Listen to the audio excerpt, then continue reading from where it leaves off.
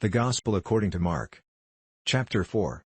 And he began again to teach by the seaside, and there was gathered to him a great multitude, so that he entered into a ship, and sat in the sea, and the whole multitude was by the sea on the land. And he taught them many things by parables, and said to them in his doctrine, Listen, behold, there went out a sower to sow. And it came to pass, as he sowed, some fell by the wayside, and the fowls of the air came and devoured it up. And some fell on stony ground, where it had not much earth, and immediately it sprang up, because it had no depth of earth. But when the sun was up, it was scorched, and because it had no root, it withered away. And some fell among thorns, and the thorns grew up, and choked it, and it yielded no fruit. And other fell on good ground, and did yield fruit that sprang up and increased, and brought forth, some 30, and some 60, and some 100. And he said to them, He that has ears to hear, let him hear. And when he was alone, they that were about him with the 12 asked of him the parable. And he said to them, To you it is given to know the mystery of the kingdom of God, but to them that are without, all these things are done in parables.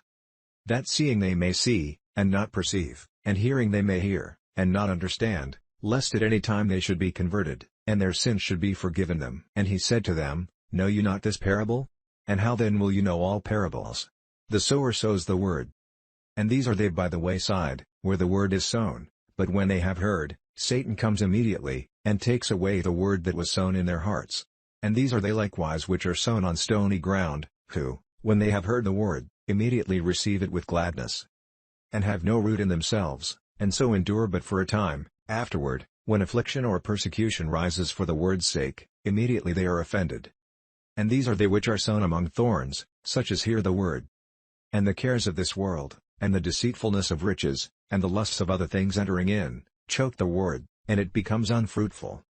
And these are they which are sown on good ground, such as hear the word, and receive it, and bring forth fruit, some 30 times, some 60, and some 100.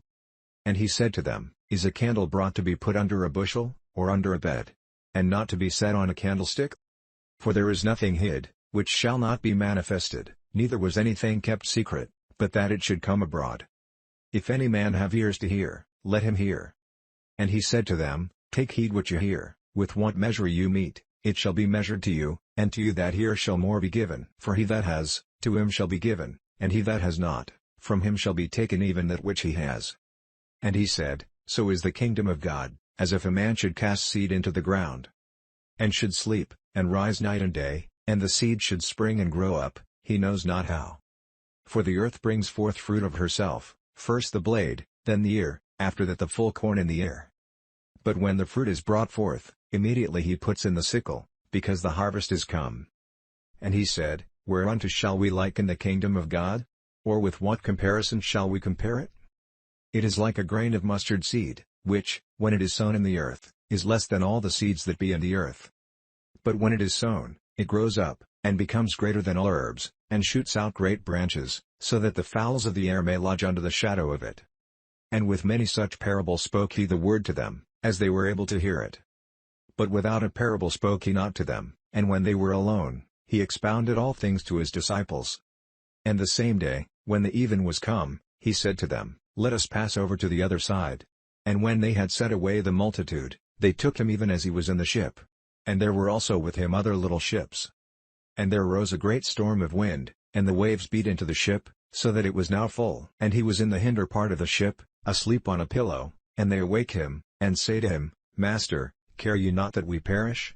And he arose, and rebuked the wind, and said to the sea, Peace, be still. And the wind ceased, and there was a great calm. And he said to them, Why are you so fearful? How is it that you have no faith? And they feared exceedingly, and said one to another, What manner of man is this, that even the wind and the sea obey him?